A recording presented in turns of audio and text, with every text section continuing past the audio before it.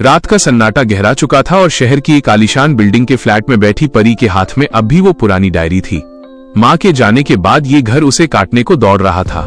Diary के पन्नों को पलटते हुए उसकी नजर एक ऐसी तारीख पर रुकी जो उसके कॉलेज के आखिरी दिन की थी। माँ ने लिखा था, आज परी का बड़ा दिन है, मैंने उसके लिए खीर बनाई है, पर वो शायद शहर के बड़े होटल में अपने दोस्तों के साथ जश्न मनाएगी। मैं अपनी खुशी इसी में ढूंढ लूंगी कि वह खुश है। परी की आंखों से आंसू थम नहीं रहे थे।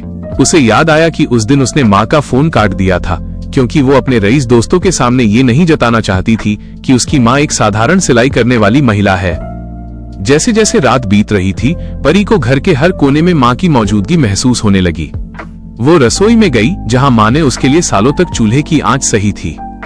वहाँ एक पुराना डिब्बा रखा था जिसे खोलते ही उसमें से हल्दी और मसालों की मिलीजुली महक आई। उस डिब्बे के नीचे एक मुड़ा हुआ कागज मिला।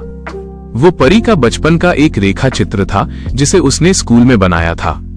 माँ ने उसे सहेज कर रखा था जैसे वो कोई अनमोल खजाना हो। परी को एहसास हुआ कि उसने जिसे पुरानी सोच और गरीबी समझकर ठुकरा दिया था, असल में वही उसकी दुनिया की सबसे बड़ी दौलत थी। वो अपनी माँ की साड़ी को सीने से लगाकर वहीं जमीन पर बैठ गई। अगली सुबह जब सूरज की पहली किरण खिड़की से अंदर आई, परी ने एक सख्त फैसला लिया।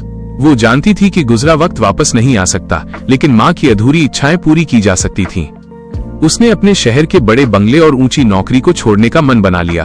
उसने गांव के उस पुराने घर की मरम्मत शुरू करवाई और वहां एक छोटा सा केंद्र खोला जहां गरीब बच्चों को मुफ्त शिक्षा और विधवा महिलाओं को सिलाई कढ़ाई सिखाई जाने लगी।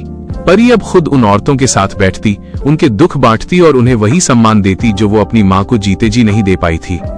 लोग उसे पागल कहने लगे कि इतनी बड़ी नौकरी छोड़कर इस छोटे से गांव में क्या कर रही है, लेकिन परी के चेहरे पर अब एक अलग ही सुकून था। एक शाम जब वो केंद्र के बाहर बैठी थी, एक छोटी बच्ची दौड़ती हुई आई और उसके गले लग गई।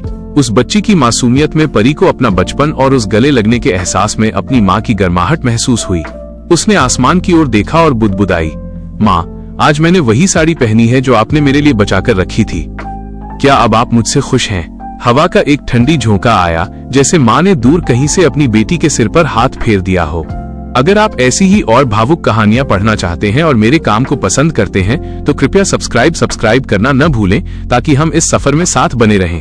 क्या आप चाहेंगे कि मैं इस कहानी का कोई और मोड़ लिखूं?